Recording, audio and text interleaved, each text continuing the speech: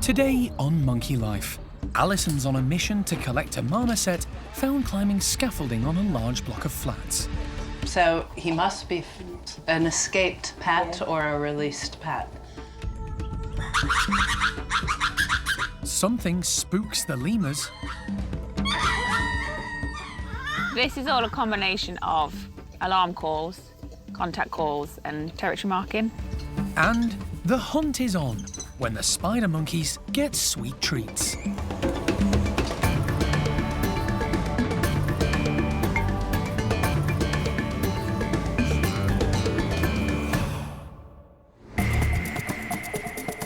Monkey World in Dorset, buried deep in the English countryside, is the largest sanctuary of its kind on the planet.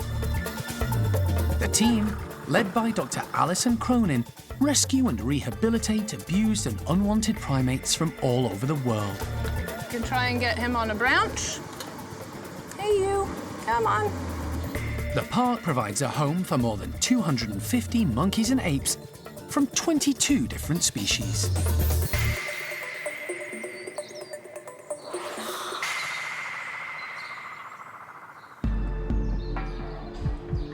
It's an early morning start for Alison and the team as they're about to head off on yet another rescue.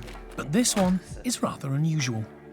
Got a phone call over the weekend that a marmoset was found running loose over scaffolding poles in Tower Hamlet in London. You know, you're always a bit cautious, you know, is it a hoax? Are people just, you know, having a joke or a prank? But the more I spoke to this lady, the more real it sounded. The woman managed to send Alison a video clip of the marmoset roaming outside the block of flats where she lives. It's clearly a Jeffroy's marmoset. It's very obvious. They've got a big ring of white fur around their face. It's quite butch looking, quite stocky. So in my mind, it makes it a male. And you know, we've only got the 3 Jeffroys here at the park. So this individual, whether we decide to get him in with one of our Jeffroy's marmosets or pair him up with one of our common marmosets at the park, companionship and the calls they make, the grooming and the behavior that they exhibit is so similar that the 2 species can happily mix together. The caller managed to successfully capture the marmoset, and for the last couple of days, she's been trying to find its owner, with no luck. So she contacted the park for help, which is why Alison is now travelling to London on an early morning rescue mission. Sadly, this scenario is not unfamiliar. Monkey World has rescued nearly 60 marmosets in the last 5 years alone from the British pet trade. Hi, I'm Alison. Since being caught just over 48 hours ago, the Jeffroy's marmoset has been well looked after. Its temporary carer, Kerry, owns a collection of reptiles, but finding a monkey on the loose in her block of flats was a bit of a shock. What happened? So Saturday, I'm walking my dog in the garden, and then the monkey's climbing on the scaffolding downstairs, and then after about 20 minutes of it running around, it's gone into the lobby, and then that's where we've managed to cover it with the towel to then bring it up here. Wow, okay, and were there other people around? Was it quite a scene? It was gathering attention, so obviously we wanted to move it and not let it get into the wrong hands, but not the attention of an owner. No one out looking for it, no posters, no nothing. And I'm surprised that nobody's bothering to... Yeah, try and find him. You know what? I think it's a little boy. I can't tell until I He's been standing up a lot and I can't see anything. Yeah, so maybe it's a lady. But yeah, we'll get him back to the park and start giving him some D3 and stuff. Alison's first impressions are all positive. Marmoset seems pretty friendly, so I'm gonna show him some waxworms and see if I put some in the box, if he'll just walk into the box if I marry it up to the cage. Second chance is actually grabbing him with a glove. Alison wants to get the marmoset back to the park as quickly as possible, so the team can get him or her settled into one of the bedrooms overnight. You see these? They're going right in here. You see? They're going in the box. No, pay attention in here. But first, she needs to get the marmoset to go into the travel box. Good boy. The temptation of waxworms proves too much for the marmoset. Now I can't see if his tail's all the way in. I think it is. Yeah. Easy peasy. Good boy. Everybody's nosy. So if you have a new area, as long as it doesn't look too frightening, they're often pretty keen, and especially if you've got juicy waxworms in there. So didn't surprise me that he walked in. Even though Kerry has only had the marmoset for a short time, the little primate has made a big impression. Oh, look. It may have been 2 days, but he's touched our hearts in 2 days. He's an animal. Like, we love our animals here, and for his future and what he deserves, he needs to go to people like you. Thank you. And thanks for bothering to get in touch. Really appreciate it. Thank you for giving him a better life. I'll text you as soon as we're back. I'll let you know how we get on.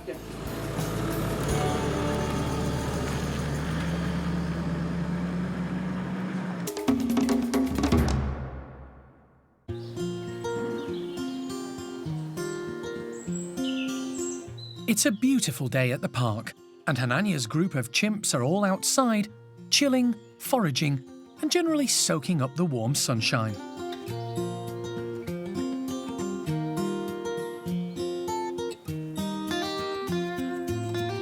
Leader Hananya is out on patrol, making sure everything is safe and secure for his community. On a day like this, some, like Arthur, like nothing better than to laze around taking it easy,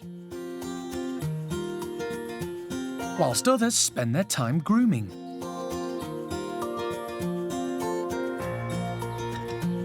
And for the females in the group, it's a chance to catch up on their sleep. Trudy and Cherry both making the most of the peace and quiet. But there's one little chimp who won't take it easy. 4-year-old Thelma. She likes nothing better than playing and fooling around.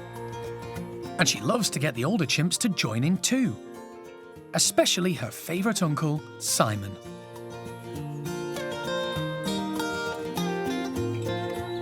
Despite being Hananya's second in command, with all the responsibilities that go with that, he's also appointed himself as Thelma's personal bodyguard. Wherever she is, he won't be far away. Being a very bright chimp, he needs a lot of mental stimulation, and he's more than happy to accommodate Thelma's playful demands.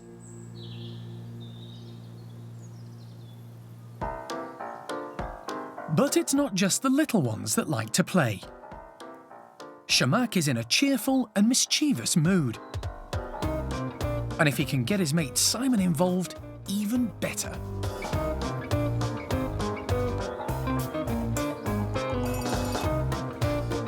The two boys have known each other since they arrived at the park in 1996 and have been close ever since. They both have boisterous and playful personalities, although Shamak is definitely the clown of the group. Play is extremely important in chimp society, especially in captivity where they don't have to hunt or defend themselves from rival groups or predators, like in the wild. It's how they learn, build their strength and agility, and establish bonds in the group. And by watching others, youngsters like Thelma can have fun and learn at the same time. Although her tumbling technique may need a little more practice. With more than 250 primates of all shapes and sizes needing constant care and nourishment, it's important the team vary their feeding routines. It helps keep the group stimulated and active. Today, primate care member Donna is at the spider monkey enclosure, and the seasonal treat she's distributing involves a challenge. She's hiding the tasty strawberries in balls of straw, covered with a sheet. We provide enrichment for all the primates at the park every day in some form or another. It doesn't have to be items like this every day, even just by giving them whole foods or chopping it up small. Just by varying it keeps it interesting for them. They're highly intelligent animals, so it's really important that we keep their minds stimulated, keeping them busy. In the wild, they have to think about lots of different things, so it's important that we try and encourage that in captivity as well. There are just 3 spider monkeys in the group who all arrived together at the park in 2012. They are males Hickory and Flint and lone female Pumpkin. Come on, guys, you're coming! Flint and Pumpkin lead the way out.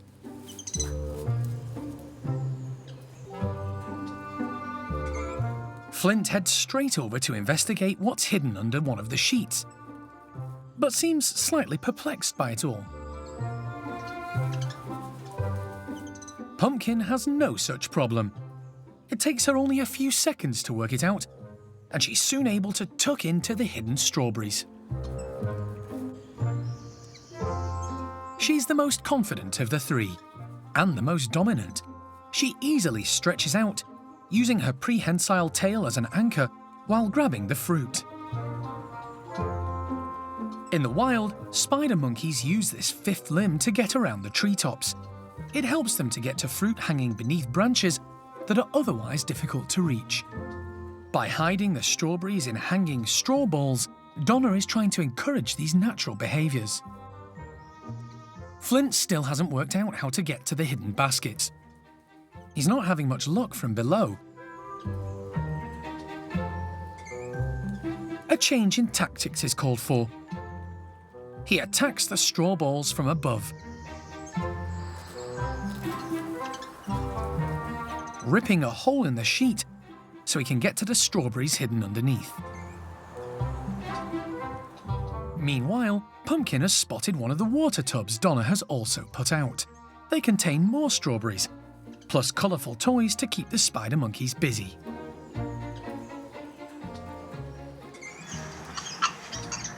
Hickory is the last one out. At 26, he's the old man of the group, almost 7 years older than the others. He's a quiet character, but with a great personality, and still loves to get involved. Hickory is really playful, so anything new or different in the enclosures, he just loves to play with it. He has a good old giggle, mouth open, bit of a shake of the head, and just has a good old laugh with it, and just is inquisitive and wants to know what it's all about.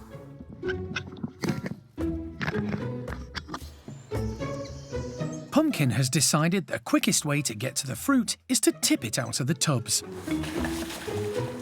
In fact, none of the containers are safe, as she moves around the enclosure, emptying them one by one.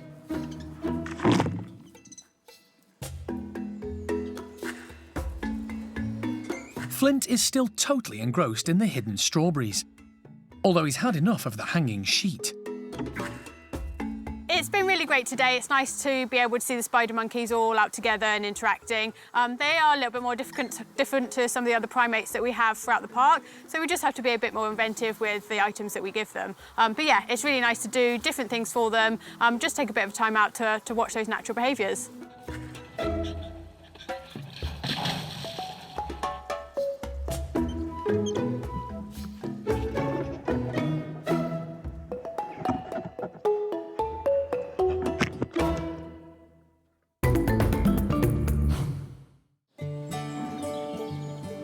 Over at Malagasy, the park's group of 10 ring-tailed lemurs are in for a sticky and hopefully challenging treat.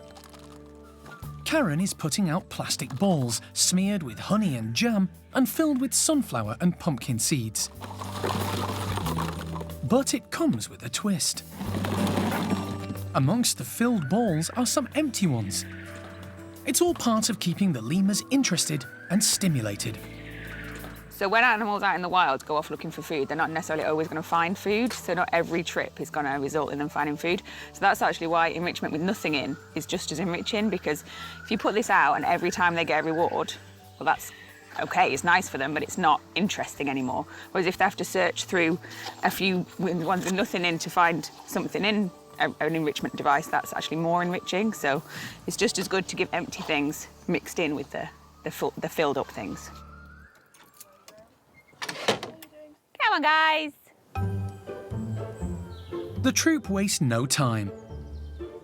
Indiana heads straight to the tunnel and is soon licking out the sticky treats.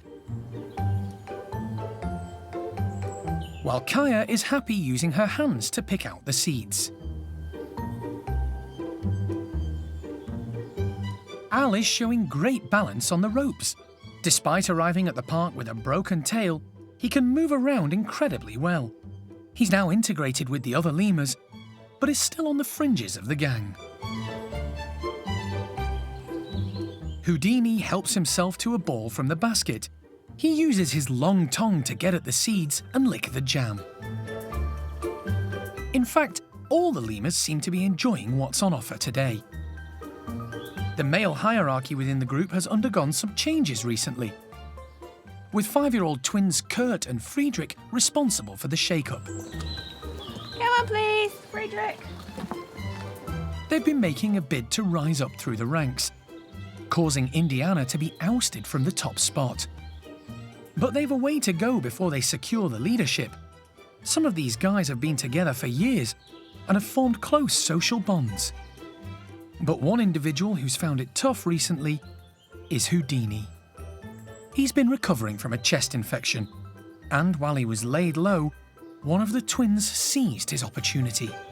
Since Houdini was sick, Friedrich seems to have used it as a way to try and get above him in the hierarchy, and that even though Houdini's better now, Friedrich still kind of got a little bit of a fixation with Houdini, so we're doing a slow introduction to try and get the troop all back together again, but currently we're keeping Friedrich and Houdini separate for the majority of the time.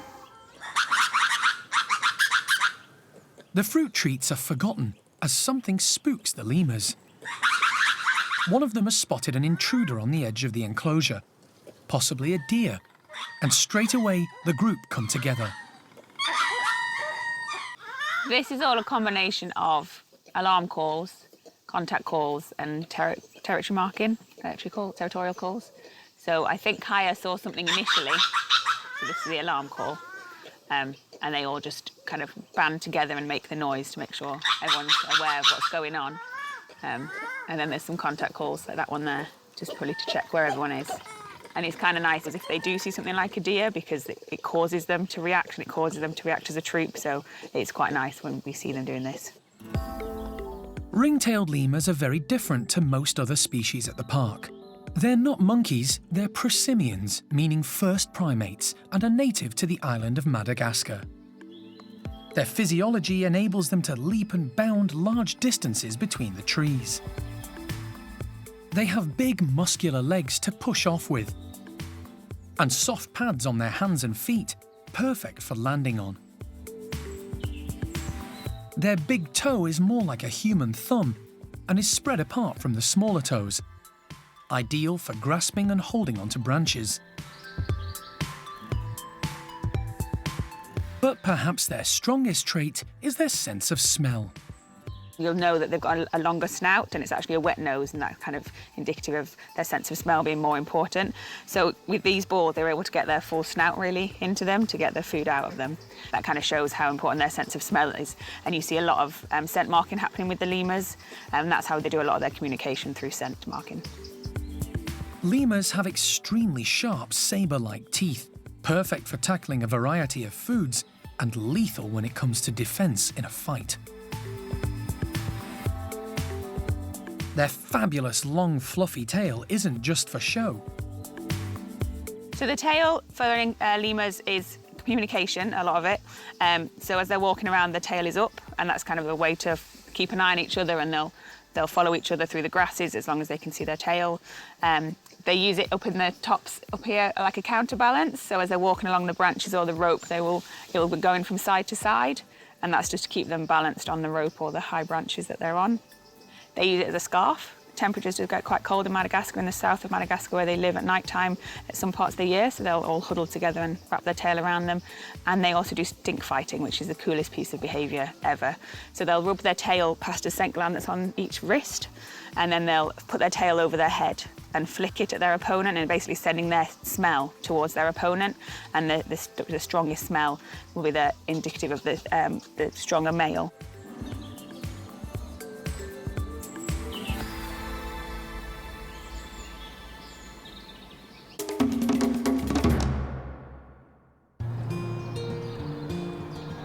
It's been a long day for Alison. Following a dramatic rescue, she's finally arrived back at Monkey World after travelling to East London to collect a new addition to the park, a Jeffroy's marmoset.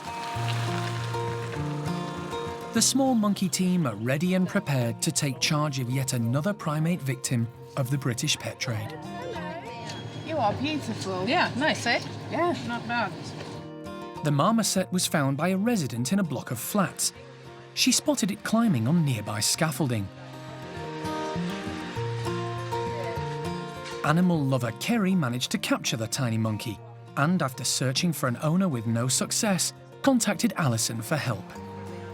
48 hours later, the marmoset has safely arrived at the ever-expanding Marmoset Complex. Here, the primate care team can assess what sex it is before deciding which group it might join. You ready? Yeah, ready when you are. Hi, little man. Good boy. Understandably, the small primate is a bit wary of its new surroundings, but eventually plucks up the courage to explore.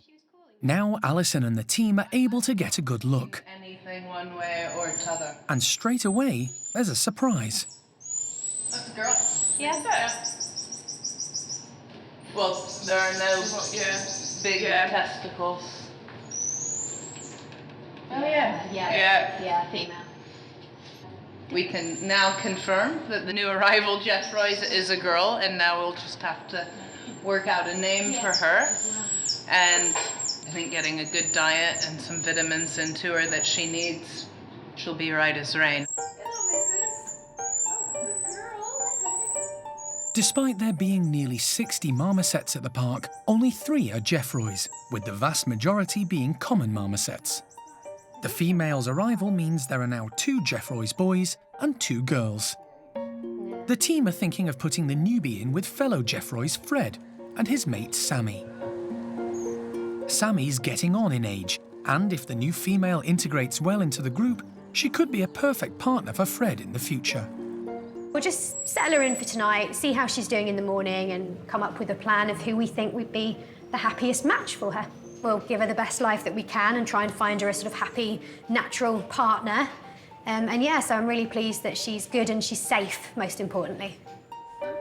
All the team are keen to get a closer look at the new arrival, and their next big decision will be what to call her.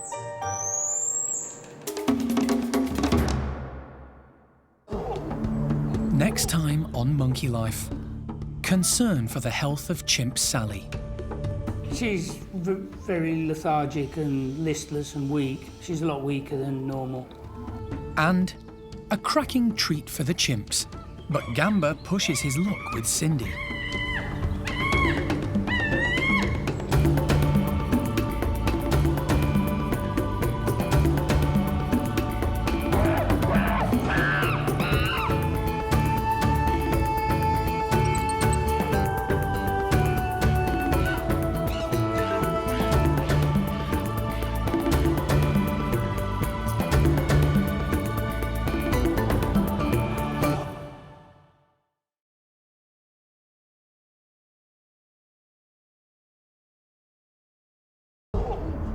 Today on Monkey Life, concern for the health of Chimp Sally. She's very lethargic and listless and weak. She's a lot weaker than normal. Breakfast is a puzzle for the capuchins. They're going to have to work really hard to work it out. It's not an obvious solution to it. They can't just walk up and grab some grapes. And a cracking treat for the chimps. But Gamba pushes his luck with Cindy.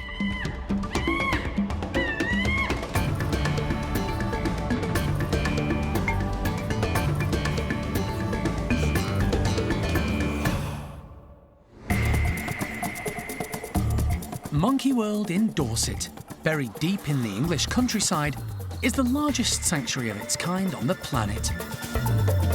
The team, led by Dr. Alison Cronin, rescue and rehabilitate abused and unwanted primates from all over the world.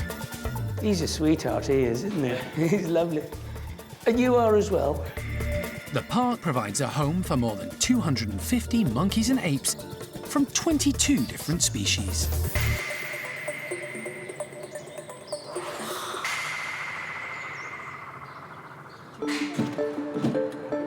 Jeremy and wildlife vet John Lewis are on their way to the park's animal hospital. They're transporting one of the centre's most popular and renowned characters, female chimp Sally. Thank You go high. You go low, I'll go high without having you on your lap. She's been lethargic and off her food for a few days, and now she has a bloated stomach. What I'd like to do is get a tube. Local vet Cesar Sastre is also on hand. No one is sure what's causing Sally's distress, so he's going to perform an ultrasound and a series of x-rays, as well as taking blood samples for laboratory analysis. That's great. While she's been feeling unwell, the primate care team have kept Sally indoors in a separate bedroom so she can be closely monitored.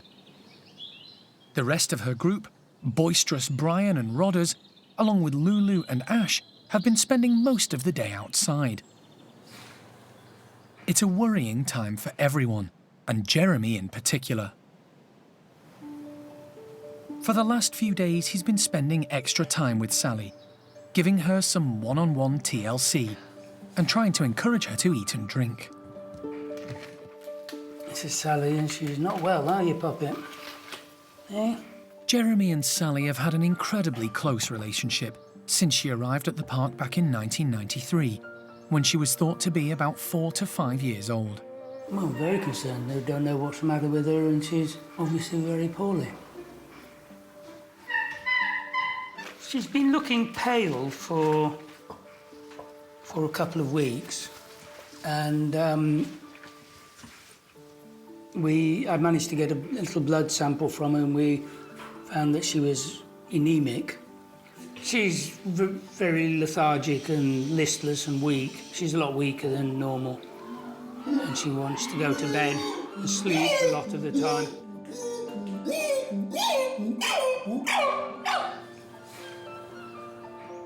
I don't think Sally would worry too much about not being with everybody else. She doesn't want to miss anything fun that's happening generally. But at the moment when she's feeling groggy, that's not a problem. She likes her own company. She's not, she's not the most sociable animal in the world. And then she goes back with the group in the evening, so I don't want to totally isolate her. But I don't want her going outside because I'll lose control if she goes outside and, I don't know, disappears up a great big telegraph pole and refuses to come down. I'm getting a bit old for these, climbing down with a chimp over my shoulder. Go back a long way, don't we, Sal? Their affection for each other is plain to see, and all Jeremy can hope for is that the vets manage to get to the bottom of Sally's condition.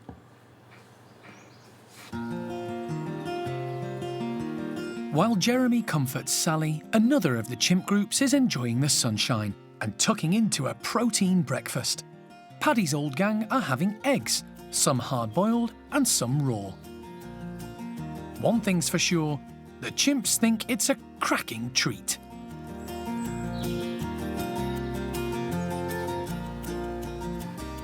Chimps will eat eggs in the wild, so we thought it'd be quite interesting to see how they reacted to getting eggs that weren't boiled first, as well as keeping them occupied and mentally stimulated.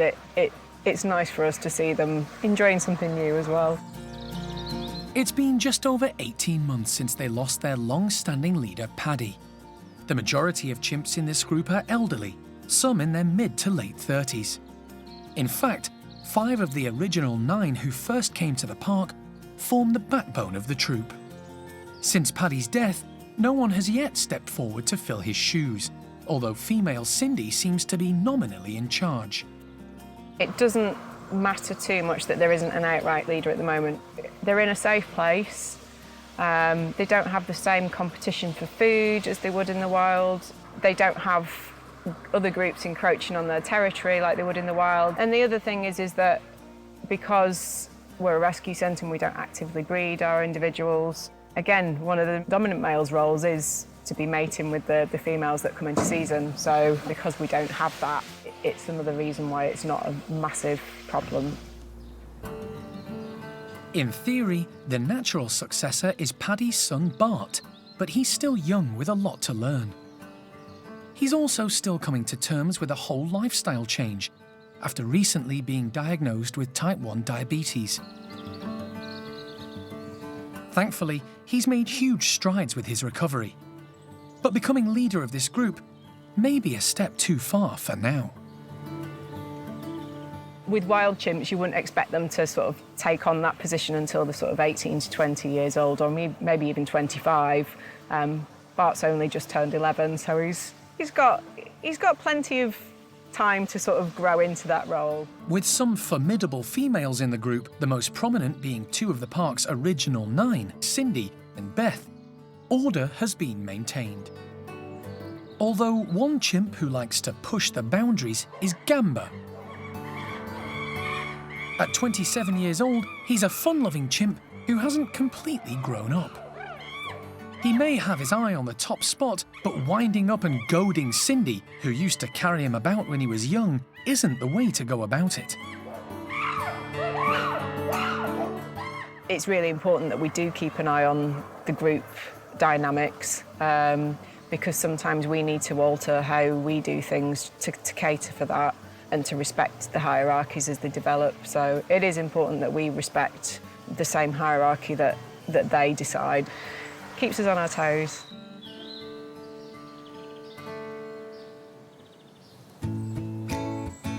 Helping maintain the social order and making sure the park's primates are stimulated and happy is a constant job for the care team. Today at the Capuchin Lodge, Eriko's troop of 15 have a tasty but puzzling activity in store. We've designed 3 puzzle feeders. It's a bit of a trial run at the moment to see whether the capuchins at the lodge can get the treats out of them. We've got one that's circular, one that's square, and they both get fixed onto something and the monkeys can spin them. And we've got one freestanding one that they can carry around and do what they want with. We're going to put some grapes and blueberries in the hole here, and then the monkeys are going to have to rotate the puzzle feeder left and right and make it go around the system to get out the other end. To get to the feeders, they'll have to use the hose, the cargo nets, and their natural agility. It's a workout for their bodies and their brains. They're going to have to work really hard to work it out. It's not an obvious solution to it. They can't just walk up and grab some grapes. So whatever they do and however they solve the puzzle, they've got to put some effort into it. The team have also come up with some simple but tricky platform feeders, suspended from the hoses and covered with a delicious breakfast of watermelon and custard. This is one of the best bits of the job for us, getting to see them play with new things, especially things that we've thought up. They have had toys a bit like this in the past, but these are our new improved versions, and we're really hoping that they'll get a lot of fun out of it. The more dominant capuchins lead the way into the enclosure. They get first attempt at cracking the puzzle.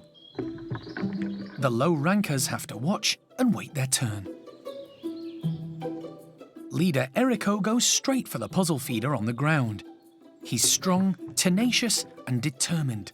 In the wild, capuchins pick up heavy rocks to smash nuts, and he has no trouble lifting the hefty box. For the moment, he goes for brawn rather than brain, and gets nowhere. At least he's trying. His sidekick Sean goes for the easier option, using his tail to help him balance as he devours the custard on the platform feeder. Female Zoe shows off her agility by abseiling down the hose to reach her reward. But Eriko isn't giving up. The ground puzzle may have been a tough nut to crack, but he quickly gets the hang of the static feeder. The clever capuchin spins it round to get the grapes and blueberries to the bottom. This time it's a combination of luck and aptitude, but he gets the result he wanted and wolfs down the fruit. While the high rankers tuck in, the low rankers, like Ringo, bide their time waiting for an opportunity to grab their share. Ringo, like the majority of the park's capuchins, was rescued from a Chilean laboratory. He's in his 30s, but watching him climb, you'd never know. His climbing skills are really, really good. The youngsters could really learn a lot from him if they stopped to actually watch what he was doing and not try and threaten him and chase him off. But he does get hold of things from time to time, so I did notice earlier he was around the back stealing some watermelon whilst the others were all busy with the feeders. Having solved the puzzle of how to reach the grapes, Eriko's now enjoying dessert, melon and custard. Eriko's done really well with the puzzle feeders today. One of them he just span and got loads of grapes out immediately. The other one he's had to work a lot harder at. The freestanding one that he has to really pick up and lift is really good exercise for him, but he hasn't quite worked it out yet. It's not a surprise that Eriko's managed to solve it first, because Eriko's the boss, so he gets first dibs on everything. He's also very, very clever, but hopefully there'll still be some grapes left in it and some of the little guys can come up later when he's got bored and gone off to eat custard somewhere else. With the more dominant individuals satisfied, some of the capuchins at the bottom of the pecking order grab their opportunity. Binti shows great balance and determination as she licks up the remains of the custard from a hanging platform. And Ringo ventures down to the ground to grab a piece of melon the others have missed.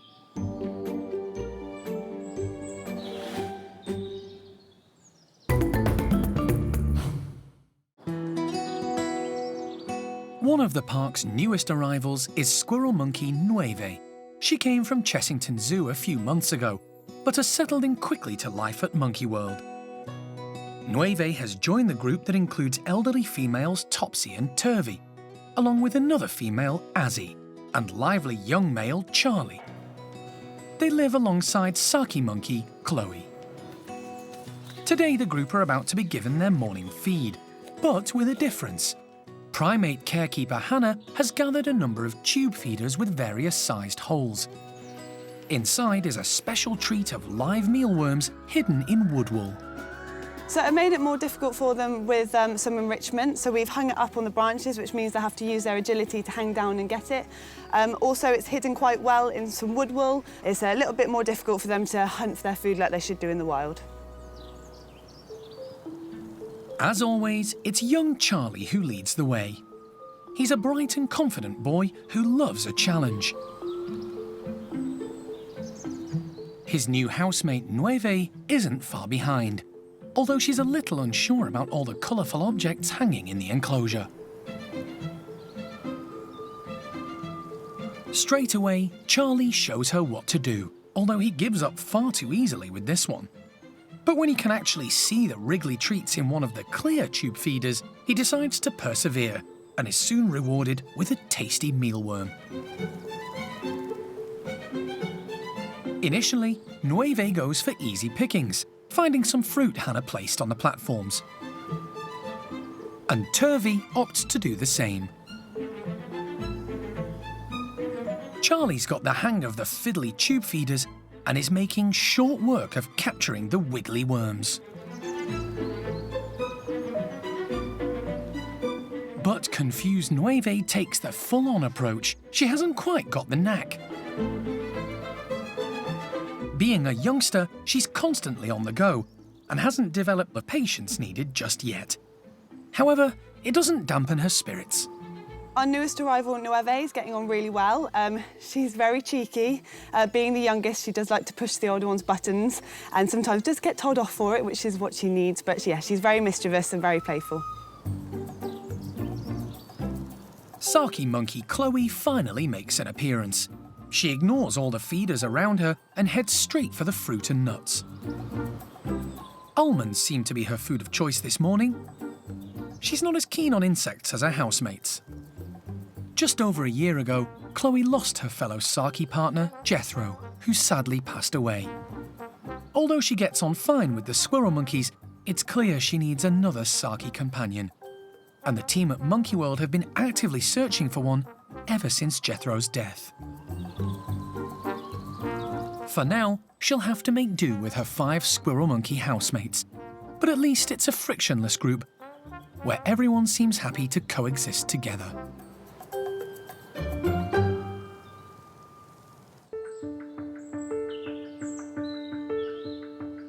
At the park's hospital, wildlife vet John Lewis and local vet Cesar Sastre are examining one of Monkey World's iconic characters, female chimp Sally. No, that's absolutely fine. You do your job and then mine. She's been lethargic, off her food, and generally feeling unwell over the past couple of weeks. Even some one-on-one TLC from her best pal Jeremy hasn't persuaded her to eat and drink. Sally has been not herself for about 2 weeks now. And so Jeremy's sort of been managing her inside.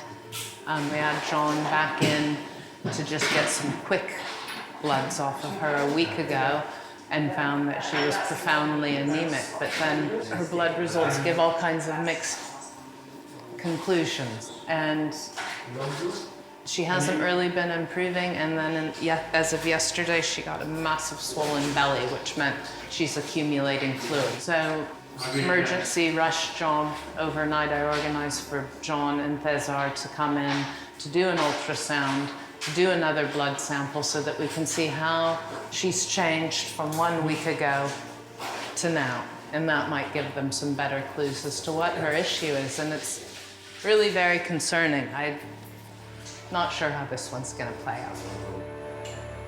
The result of the blood test taken last week indicated a major problem with Sally's kidneys. An ultrasound may show the cause. With Sally intubated, John is happy for the checkup to proceed. Cesar wants to find the cause of her swollen abdomen first. He uses an ultrasound before taking a sample with a syringe. It's ascites, but it's not hemorrhage though, is it? The fluid in Sally's abdomen is yellow in colour and clear, which rules out a hemorrhage leaking blood into her body cavities. No, the coughing. I couldn't get a clear listen on the heart because of the murmur before. Any chance to switch off lights? Yep. The lights are dimmed so Cesar can get a clearer picture of the ultrasound. With so much fluid in Sally's body, it's difficult to interpret the image. But straight away, Cesar spots something abnormal. John, this is got pericardial effusion. Yeah, that's a heart. Pericardial. It's not good news. There's an abnormal buildup of fluid in the pericardial cavity, which surrounds the heart. This can cause increased pressure and badly affect the way the heart functions. Cesar continues to assess the chimp's other organs. The liver looks fine. There's no masses that I can see obvious anywhere, but definitely there's lots of fluid. While you're here, Cesar, if it's all the same to you in this position, you can do a chest X-ray. Well, yeah. And see if it's got the whole suit, as it were. 1, 2, and 3. That's it, perfect, perfect. While Sally is under the anaesthetic, John wants to X-ray her abdomen and chest. It confirms what the ultrasound has already told them. Yeah, he's full of fluid at the minute, which is not good. Yeah, he's got a massive heart. He's globular.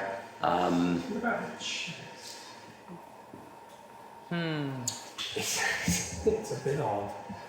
Finally, Cesar checks Sally's kidneys, but he has trouble finding them with the ultrasound. They're small, and the amount of abnormal fluid surrounding them makes it hard to get a clear picture. Those kidneys, for any reason, they are not working. The vet team have exhausted all the checks they can do for now, but they're still not 100% sure what's causing Sally's condition.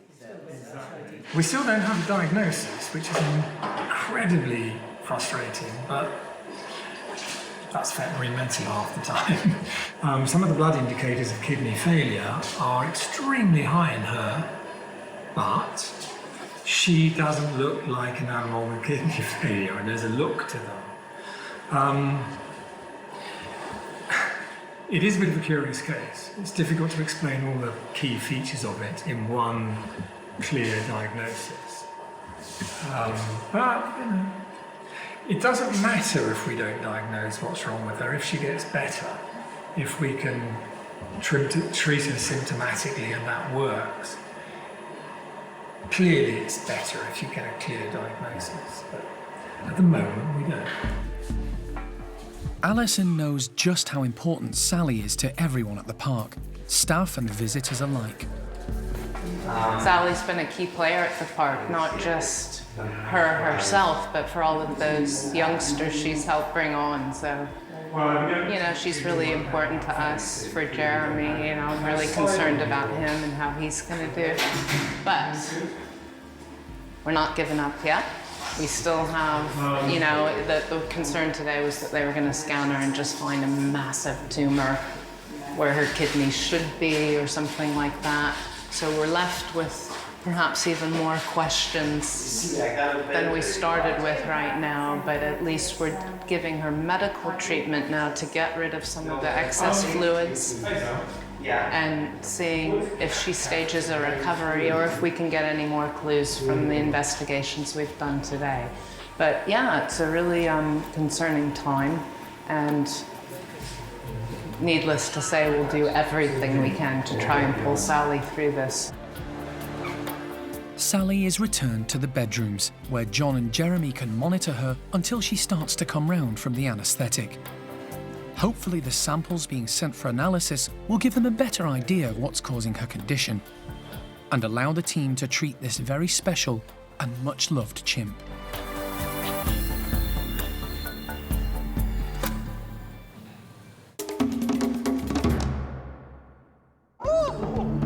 Next time on Monkey Life, Alison visits Desmond and Tutu, two potential companions for lonely Saki monkey Chloe. Hey, Mr. D. Oh, little man, you look very sweet, too. And the chimps go football crazy.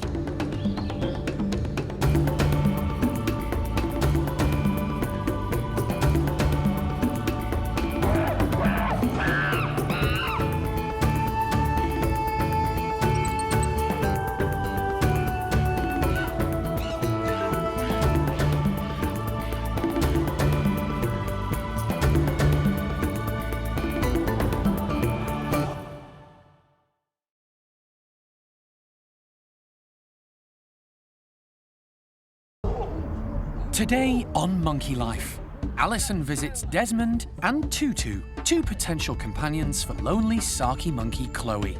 Hey, Mr. D. Oh, little man, you look very sweet, too. But will her concerns about Tutu mean only one of the pair returns with her to the park? Tutu's future is in the balance right now, so we'll have to wait and see. And the chimps go football crazy.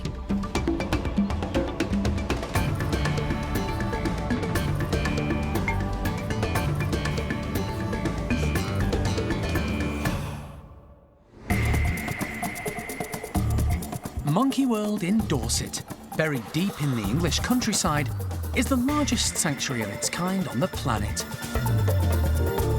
The team, led by Dr. Alison Cronin, rescue and rehabilitate abused and unwanted primates from all over the world. Right, ready to go. 3 monkeys in the box, not too bad.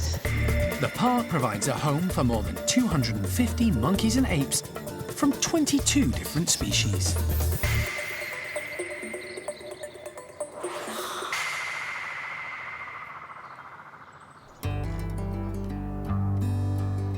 The team do their best to rehabilitate all the rescued primates brought to the park and give them a new start with a more natural life.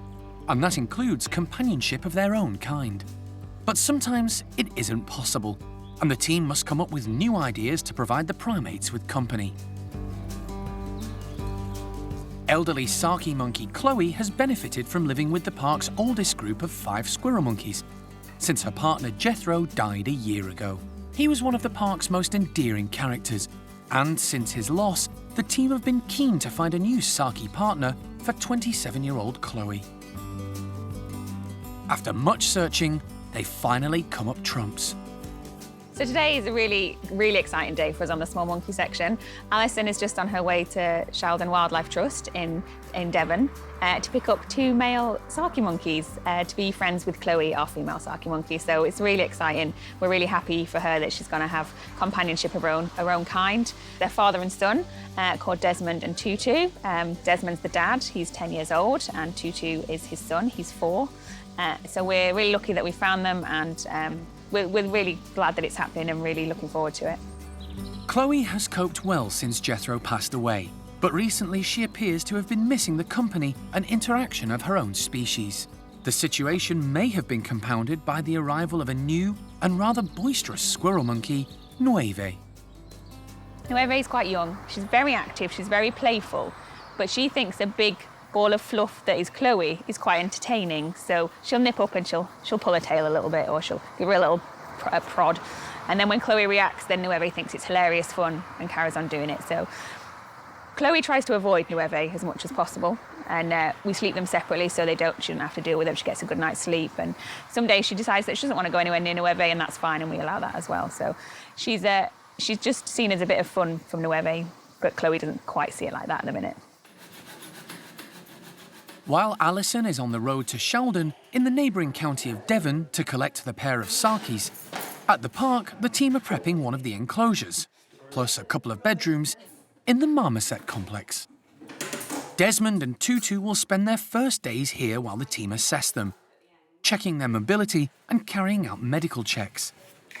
Then, if all is well, the two boys will be introduced to Chloe.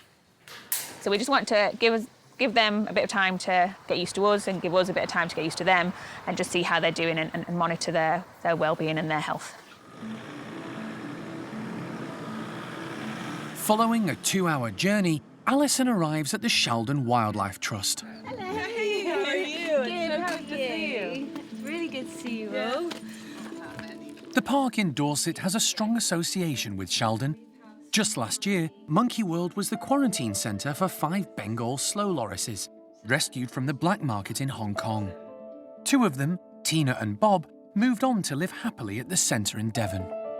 The collaboration between Sheldon and Monkey World, specifically with the loris, will continue on into future. You know, it's really a pleasure to be able to work with people who are also dedicated to the care and learning about a species that so little is known about, both in the wild and in captivity. So really nice bonus, you know, come back to Sheldon to pick up 2 Saki monkeys, but nice to check in on Bob and Tina. We got the squirrel monkeys in this one. After a quick tour from headkeeper Carly, Alison is eager to get a look at the 2 Saki monkeys, Desmond and Tutu. Hey, Mr. D. 10-year-old Desmond is in the prime of his life. He's a healthy and fully grown adult Saki monkey. Oh, little man, you look very sweet, too. However, his son Tutu is a different matter. He's only 4 years old, but has had some health and mobility issues since he was born, and Alison is concerned. I know, I'm not trying to tease you, I'm just trying to see what your deal is. So, he can take the raisin, but only when it hit his nose. He wasn't just zeroing in on it and taking it. You don't know what you're looking for, really, do you? I'm wondering that it's more neurological in the sense that he's not processing the information. See, look, he leans his head down and he shoots down below the food, and then he feels it with his nose and then gets it. So his sense of touch on his nose is working, and that's how he's picking up his food. But he doesn't seem to see it, zero in on it, and then reach out with his hand like that. It concerns me that Desmond is going to be very loved up with Chloe, at least I hope and expect. And I worry that Tutu's going to be left in the dust a little bit. It's a concern. It may be that Tutu has a problem with his sight. Alison wants to see how mobile he is around the enclosure before making a final decision about whether to take both boys back to the park. I sort of tentatively said that I would take both Saki monkeys with a reservation that if we can't meet Tutu's needs, or he doesn't thrive or look like he's doing okay at the park, we'd have to consider his future, which everybody here at Sheldon has already been doing themselves as well. So it's a little bit of an odd situation. We're definitely bringing Desmond home to be with Chloe and hopefully with our squirrel monkeys if they behave themselves. And Tutu's future is in the balance right now, so we'll have to wait and see.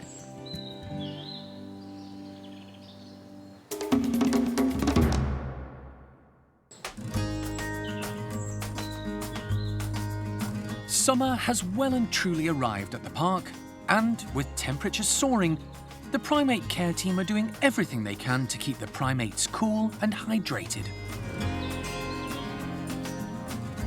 At the bachelor's enclosure, cheeky chimp Sammy decided to make the most of the warm summer night, staying outside longer than the others. A bedroom was left open for him to come and go, but he's up early and out again.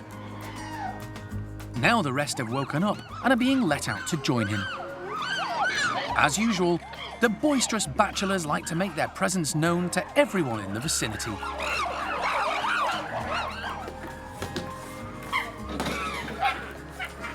Paco is well known for his impressive displays.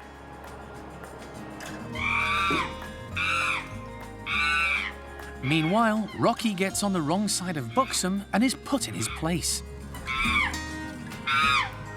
All pretty standard in chimp society, and it settles down as quickly as it started.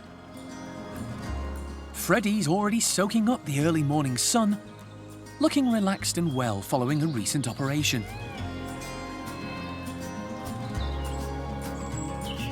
Football fever has recently gripped the nation, and the primate care team are giving the boys a chance to get involved with footballs, kindly donated by a local organisation.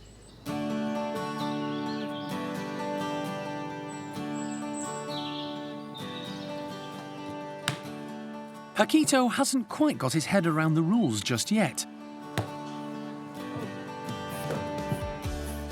Batting back passes by hand.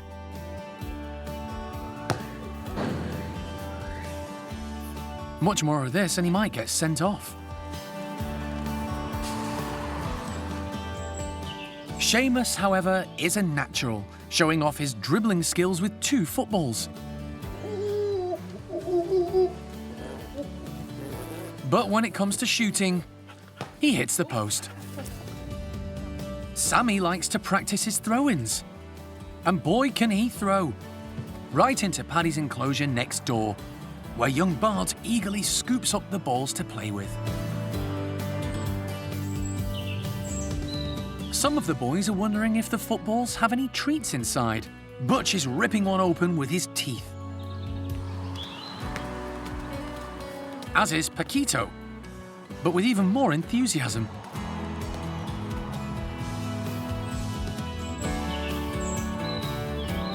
High-ranking Buxom is having a whale of a time. At 36 years old, it's lovely to see this tough guy letting his hair down.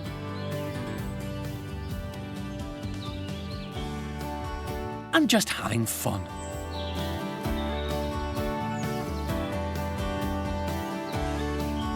The bachelors are all really enjoying themselves. And Buxom's even collected enough footballs to make his own ball pit. He's quite happy for this game to go into extra time. But after the final whistle, it's time for breakfast. And true to form, Buxom has scored a huge stash of swede. But Paquito just can't resist one last shot at goal.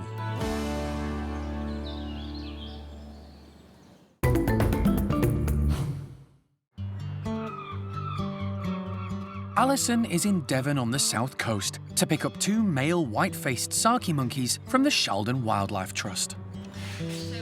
10-year-old Desmond has been lined up as a possible companion for the park's female Saki, Chloe. Saki pairs often mate for life, and everyone is hoping they'll get on well. Desmond has had a previous relationship, and as a single dad, is accompanied by his son, 4-year-old Tutu. But while Desmond is a healthy adult male, Alison is concerned Tutu has neurological problems, which affect his mobility. After watching him in the outdoor enclosure for a while, she makes up her mind and decides to take both back to the park. He's a really odd case, and I don't know that we're ever going to be able to figure it out. So probably it's worth doing one basic health check with John Lewis, and then just trying to make him happy and comfortable, and we'll see how we can achieve that. Listen. Yeah. Chloe is desperate for a male companion. She adored Jethro, but unfortunately for her, that love wasn't reciprocated. I'm hoping that she sees Desmond and just falls in love, and that Desmond is pleased to have a female companion, and that they provide each other with what they need, which is those whistles and communication that none of the other species will provide, and also the right kind of grooming. I just hope Tutu doesn't get left behind. But before the pair can be taken back to Monkey World, they need to be persuaded into their travel boxes. Never an easy task.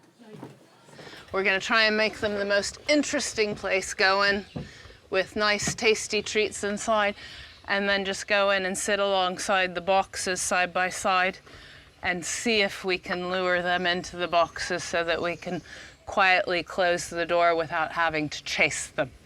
Otherwise, it's reverting back to the usual, get them inside the house and try and chase them into the box, which is far more stressful. Unfortunately, the two boys aren't interested in the box or the treats inside, and head back to their indoor bedrooms. The team resort to Plan B, with Sheldon's headkeeper Carly trying to usher the pair from the inside into the crate outside. At the side of the boxes, they've just gone back into their indoor nest box, not even looking, not even thinking about it. With both Plan A and Plan B out of the window, it's going to need a more hands-on approach.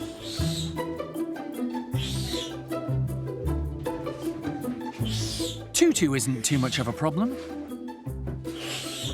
Hang on, let me just get her hands flat. But Desmond is that much older. Desmond is going to be a different kettle of fish, yes. And a lot wiser. For a while, he gives Carly the runaround.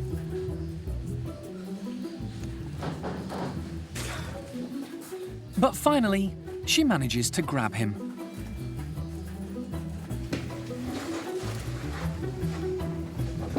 Good boy. With the pair now safely in their travel boxes, Really good. Thank you for coming to get the boys. Alison is keen to head off back to Monkey World so the park's two new arrivals can spend the afternoon settling into their new home.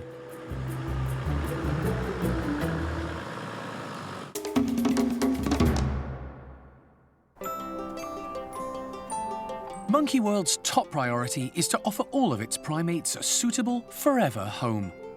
And the teams try to support each individual and cater for their specific needs. Companionship is a key part of this. All the park's residents need friendship of some kind, whatever their circumstances. Sometimes this means putting different species together, or creating same-sex partnerships. One pair of boys, whose friendship has had its ups and downs since they were put together, are cotton-top tamarins, Hawkeye and Uncas. Corn-top tamarins are really beautiful animals. They've got this beautiful crest of white hair on their head. They look stunning. Their coats are beautiful. They're always really fluffy and really shiny. So even though they're old, they're in a great condition.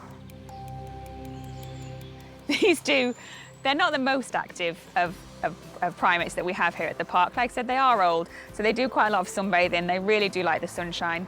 They're pretty much always together, so if they're not eating or foraging, they'll be sat next to each other, either outside on a branch or on the nest box, or in the nest box or in baskets that we provide inside. So they're a really close pair, and they do spend a lot of time in physical contact with each other. Uncas arrived via the British pet trade in 2009, along with a female, Alice. The two were very close. When Alice passed away, he was paired with a new companion, Hawkeye, who'd been living on his own at a wildlife park in Leeds. The two have been companions ever since. Today, Karen is giving the aging pair a form of enrichment to keep them active and stimulate their minds. The reason for presenting food in different ways is basically both mentally and physically. So we want them to come out in the morning or go to the next room and see something that they don't see every day. If it's sat there in a bowl, it's going to be quite boring. They know exactly where it is, they'll go and they'll eat it. If we provide them something that they don't see every day, it's mentally interesting because it's something unusual for them. But also the way we present it, if it's in a bottle that's hanging from a piece of rope, then they have to use their muscles more to get down and grab hold of that food rather than, like I say, sitting in a basket and eating from a bowl of food. So mentally and physically, environmental enrichment will always help. Cotton-top tamarins hail from the tropical forest of northwestern Colombia. Their diet consists of mainly insects and tree sap. Tragically, due to large-scale habitat loss and their previous use in pharmaceutical experiments in the 60s and 70s, their population has been decimated.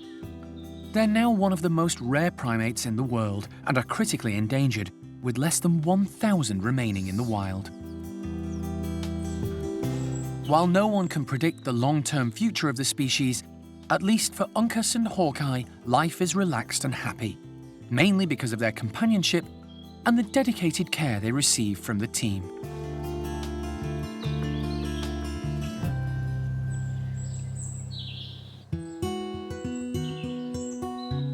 At the marmoset complex, staff are putting the finishing touches to a temporary bedroom for the imminent arrival of white-faced Saki monkeys, Desmond and Tutu, two new friends for elderly resident Chloe.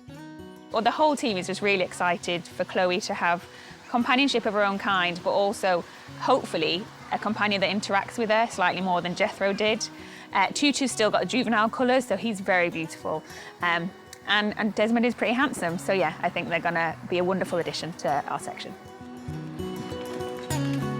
Over the next few days, Desmond and Tutu will be assessed by Karen and the team to make sure they settle in and that there are no serious issues with Tutu's mobility.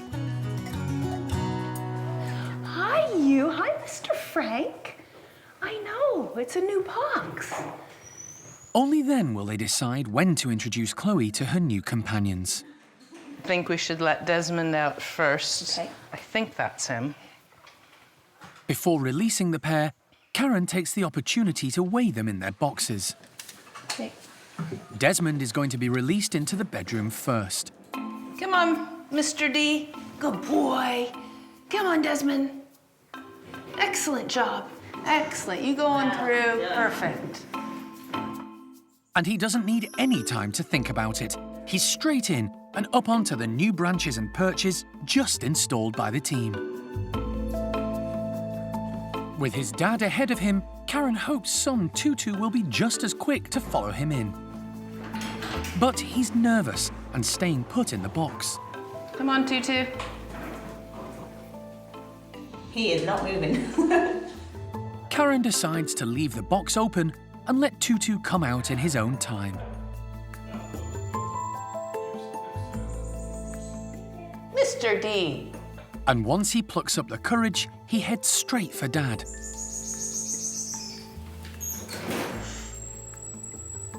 Karen is pleased with how things are going, but is surprised at how unsteady Tutu is when moving around.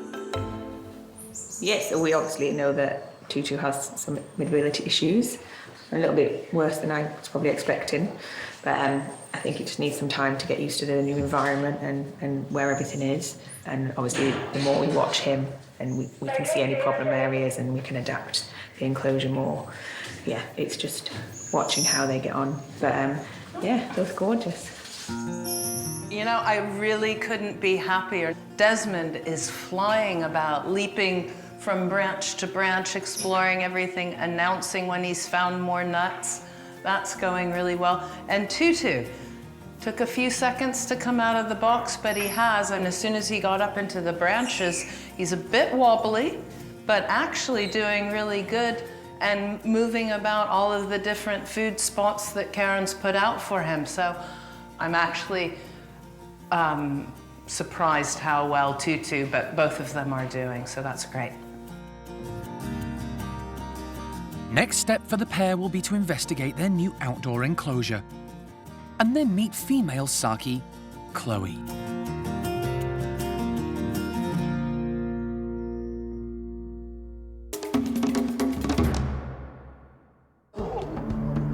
Next time on Monkey Life. Vet Cesar faces a tough challenge when marmoset Freya suffers a possible life-changing injury. I'm gonna try to fix it before amputating. It might work, it might not. And breakfast in the treetops for golden-cheeked gibbons Kim and Tien.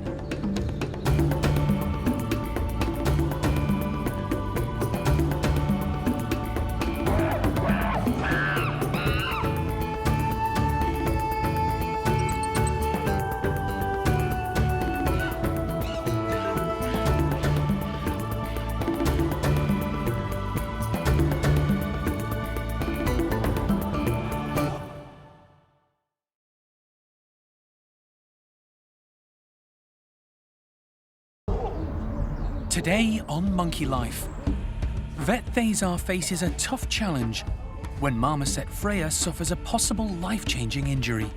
I'm gonna try to fix it before amputating. It might work, it might not. Newly arrived Saki monkey Desmond loves his new outdoor enclosure, but will it prove too much for his son? He obviously has issues with his mobility. We think he might have issues with his sight as well. And breakfast in the treetops for golden-cheeked gibbons Kim and Tien.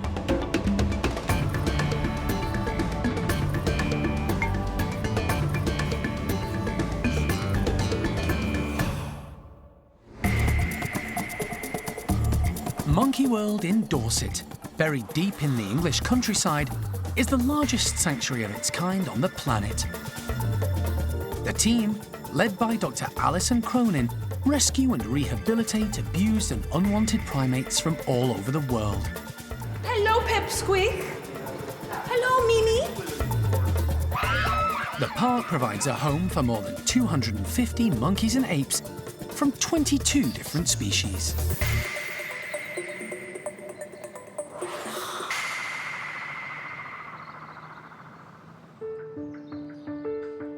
It's been a few weeks since female marmoset Freya was rescued and brought to Monkey World. She was found leaping around on scaffolding outside a block of flats in London. She's settled in well and is delighting in companionship of her own kind. She's made friends with Fred and Sammy and is living with them and enjoying all the benefits of a lovely, large outdoor enclosure. But over the last couple of days, the primate care staff have noticed Freya has developed a limp, which is affecting her mobility quite badly. She also appears to be in pain. They've asked local vet Cesar Sastre to come and take a look. She has been lame on her right leg. We did see a small swelling on the heel and potentially a small injury there as well, but nothing seemed to be infected or smell bad or anything like that. She's just not using it and it's not seemed to have got any better. Jeremy gets the job of taking Freya out of her box so that they can begin. She's a feisty little marmoset who makes her presence known as she's put under with anaesthetic gas. Cesar can now take a good look at the damaged leg, and it's immediately obvious it's a serious injury. Okay, here you are. Boink. You can see I can dislocate. Boink. That should be normal. That is abnormal. And either it's got a fracture or the ligaments, they've gone. Let's take some x-rays. Okay. Marmosets are tiny primates, and diagnosing and treating a condition with 100% certainty can be difficult. An X-ray of the affected leg will help Cesar see exactly what he's up against.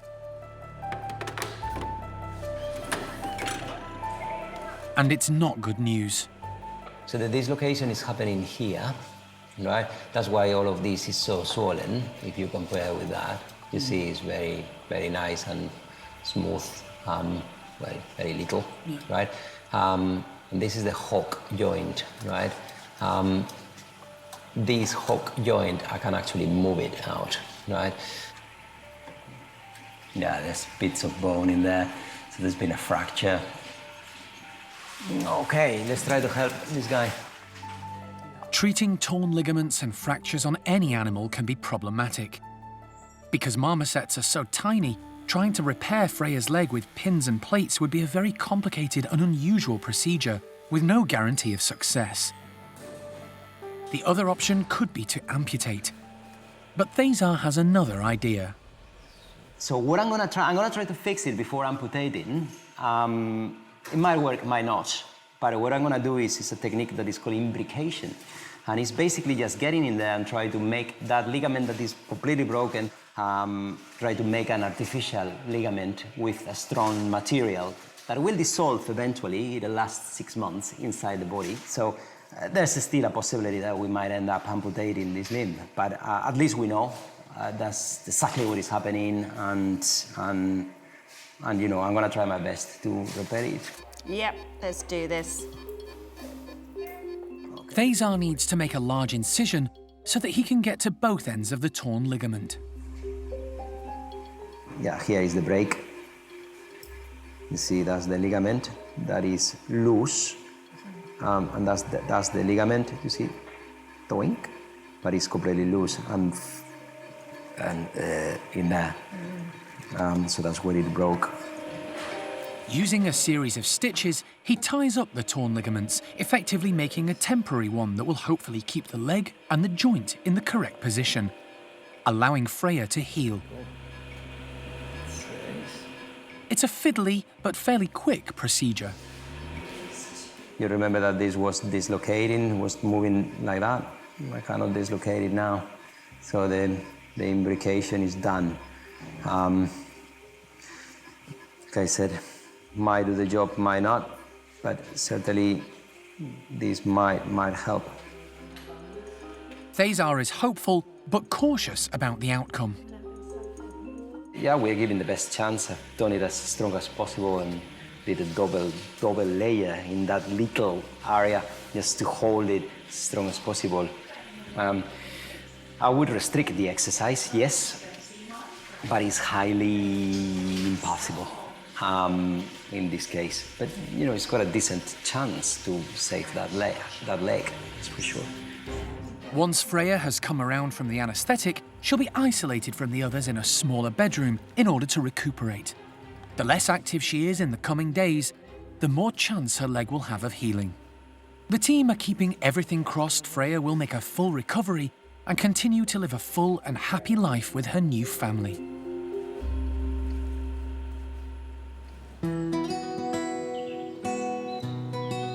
The two newest arrivals to Monkey World, white-faced Saki monkeys Desmond and Tutu, moved to the park yesterday and are beginning to settle in.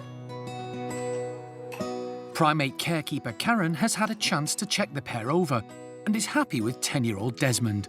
But his son, 4-year-old Tutu, needs some help. His mobility is limited, so Karen's adding a few extra branches to the outdoor enclosure to help him get around. Yes, today's going to be a nice morning for them because they're going to be let outside for the first time in their new enclosure. So again, we've just been checking that we think that there's access points everywhere, particularly Tutu to get to, and we've just done a final check, so we're going to let them out, see what they make of it. Hey there! Hi! Once the slide to the outdoor enclosure is opened, it doesn't take long for Desmond to appear. Good boy! Hi there! He's a bit nervous at first. There are a lot of new sounds, smells and faces to get used to, but once he's satisfied all is well, Desmond is soon moving around the enclosure, investigating his new surroundings. He's even happier when he finds a fruiting apple tree and immediately tucks into the ripe fruit. But his mood changes when he spots a frog on the ground and he starts alarm calling.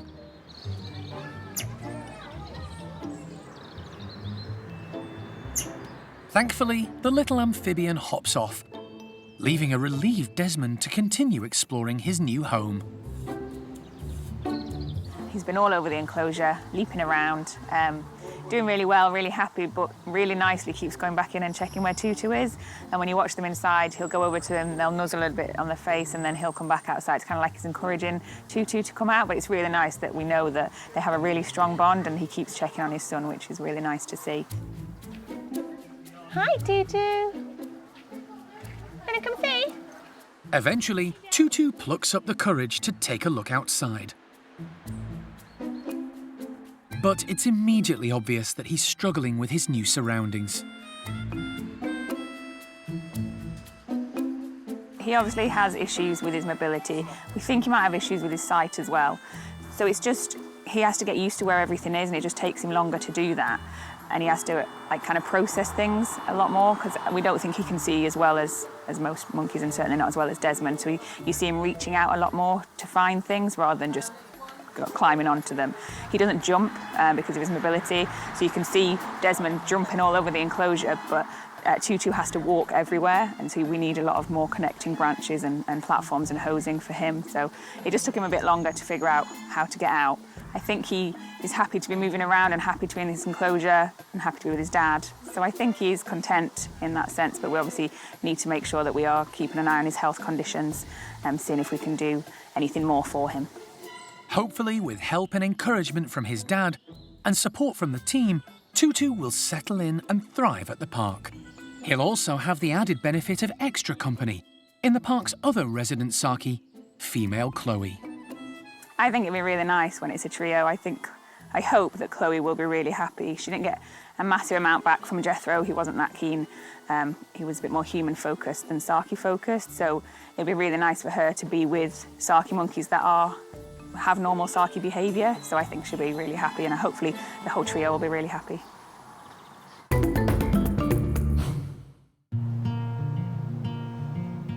Over the years, Monkey World has had great success rescuing, caring for and breeding golden-cheeked gibbons. They've successfully raised 5 youngsters, the offspring of Peanut and Peng Yo, and, on the other side of the park, Jake and Zoe. 4 years ago, 2 of these youngsters left their parental group to be paired up in their new house and enclosure.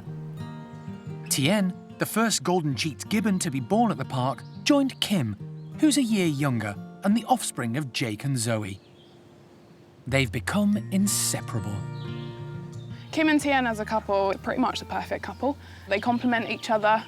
Both got very different personalities, but it kind of just seems to gel. And they absolutely adore each other. They're always together.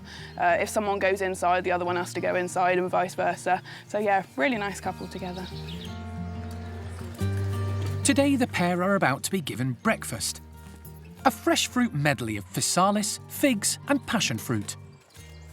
Laura is putting the fruit in 2 specially built feeding stations, which are then pulled up into the tree canopy. The idea is to make sure the fruit is as high up in the trees as possible. To reach it, Kim and Tien will have to hang from the upper branches, just like they would in the wild.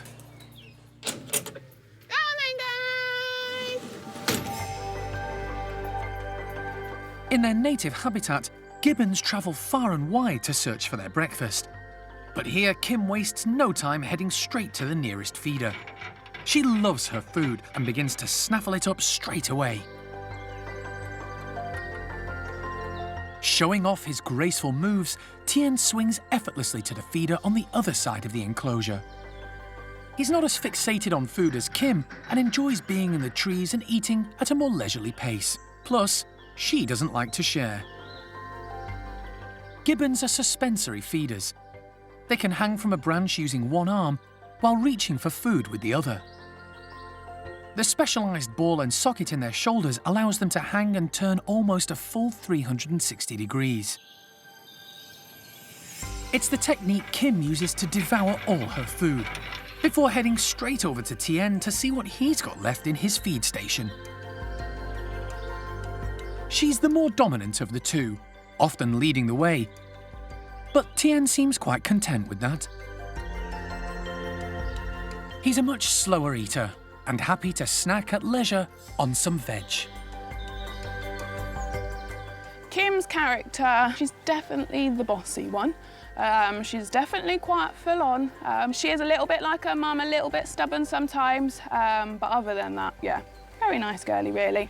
With Tien, he's a little bit of a quiet lad. He likes to kind of chill out. She's always the one that's always there, and he's kind of, you know, a little bit behind her, you know, kind of egging her on, but she always has to do everything first. But they seem to complement each other really quite well, so it is really nice.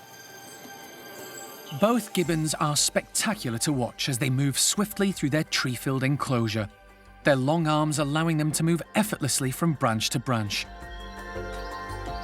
And sometimes they get to show off their high-wire walking skills as well. As soon as they finish breakfast, they sing their own unique duet, announcing to everyone in the vicinity they're a strong, united pair, and this is their territory.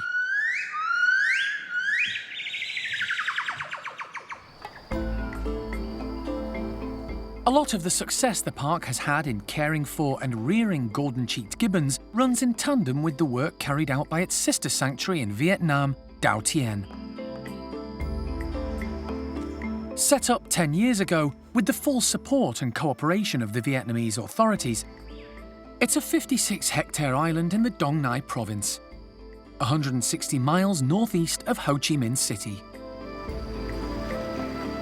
Since it opened, the team at Dau Tien have rescued a large number of primates, including golden-cheeked gibbons, black-shanked douklangers, and pygmy loris. Unlike at Monkey World, the ultimate aim at Dau Tien is to release the primates back into the wild. Marina Kenyon runs the centre in Vietnam. She's in Dorset for a flying visit to meet up with Alison and discuss the future release of 8 gibbons back into the wild. I can't imagine them not having a chance to the wild. I never ever want to see them sit in a cage forever. Any of our gibbons, I want them all to have a chance if we think that they're fit enough. There's some that are broken. The illegal trade has broken them and they're not going out, and that's fine. But the ones that still are within our criteria for release candidates, they're all going to have a chance. Because when you're in the forest and you see wild gibbons and you see what a wild gibbon can do, it's amazing. And you realise actually there is no other place that a gibbon should be bar in the wild. The gibbons at Dau Tien are separated into 2 different areas. The Phase 1 animals are kept in secure enclosures and include gibbons in the process of rehabilitation and those who will never be fit or well enough for release into the wild. The remainder live in semi-wild areas on the island. You rehabilitate a gibbon by giving it trees. So the 8 gibbons we have at the moment have all grown up in trees. So from the moments we confiscated them, they passed health checks, we gave them some friends or a stepmum, and they've lived in the trees ever since. So these gibbons are just like wild gibbons. They're hitting 7.5 kilos. A gibbon in the cage will only hit 7.5 kilos if it's fat. The ones in the trees are just pure muscle. So this is probably as good as it gets as far as getting the gibbons ready for release. Over the years, Dau Tien has had great success. 65 pygmy lorises and a number of black-shanked douklangers have been released back into the trees and forests of Vietnam. But they've had mixed results with golden-cheeked gibbons. Past releases have highlighted issues with hunting pressures, the abundance of fruiting trees in an area, and most recently, territory problems, when a wild male attacked the newly released pair. It's all led to Marina and her team stepping back and taking stock. A normal family of gibbons in the forest takes an area of around 40 hectares. But actually, to put a non-related family into forest, you need much, much more. You need potentially 4 to 6 times that space empty for that gibbon group to survive. If it's less than that, any existing gibbons, they have the territories, the empty territories next to them marked out for their offspring. That's where my son's going, that's where my daughter's going, and they will fight to the death to maintain that space for their own family, their own extended family. So we have to make sure that the space is way, way much bigger. Thankfully, the Vietnamese government may have come up with the solution. In the last year, they've bought 10,000 hectares of forest connected to Cat Tien National Park, which Dau Tien is part of, and made it available for future gibbon releases. And so, in the last few months, Marina and her team, along with forest rangers who protect the area, have been undertaking habitat surveys. They've checked the density of fruiting trees and looked for wild gibbons in the vicinity. At the moment, things are looking good. At this point, it's looking incredibly positive that we have 8 amazing gibbons and we have 10,000 hectares of forests to release them into. So we're hoping by the end of the year, the first gibbons will be going out with their GPS collars, and then the next 18 months to 2 years, we'll be tracking them. We'll try and do them as far apart as possible. And this is all going to be in... Alison and Marina are in constant contact, but with 8 gibbons ready for release, there's a lot to sort out. Once we have the clear mapping of the space, and then we can work out, A, do we have enough for everyone? Yeah, and B, and you haven't surveyed this area yet. With her frequent visits to Dao Tien, Alison is well aware of the difficult task Marina is facing. Trying to find the correct place to release them has probably become one of our most overwhelming preoccupations, of trying to find good, healthy, strong, and safe forests for all of them to go back to. And, you know, with the gibbons, it's tricky. All of the gibbons that we tend to get confiscated in Vietnam and brought to Dao Tien have come through the black market trade mostly at a younger age. Many of them have sat in cages in people's homes or wherever it might be through their formative years, and therefore don't know how to swing through the trees, or perhaps even frightened of being up at height, and even more detrimental to their health and long-term future in the forest is that they're interested in people and they like coming to the ground. And if you're a gibbon and you're interested in people and you like coming to the ground, you're simply going to get caught back up in the trade by hunters easy. The gibbons also, when they pair bond, they have their territory, they sing. They sing loudly and beautifully, and it's, you know, a beacon to any hunter who's out there that we are here. It's like a tannoy going out every morning, telling any people in the area that there are now gibbons on site. So there are many, many, many different aspects of their biology, their ecology, their evolution, their social behavior that sort of set the odds against the gibbons. It's part of what drives at least me forward in wanting to come up with the right path and the right method in order to get these animals back out into the wild. It's a very exciting time for Dao Tien and everyone connected with it. If the release of the 8 gibbons goes well, it could pave the way for many more of this vulnerable species to go back to where they belong. I think we are moving forward and making progress with the gibbon releases, and this next year, with 8 ready to go out, will have a significant knock-on effect for the rest of them on Marina's list who are ready to go, and there's a few.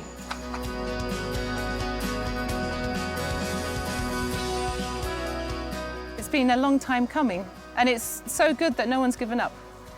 Nothing in life that's wonderful can be done quickly, and gibbon rehabilitation is absolutely one of those. It's not quick, but we're just about there now. So fingers crossed.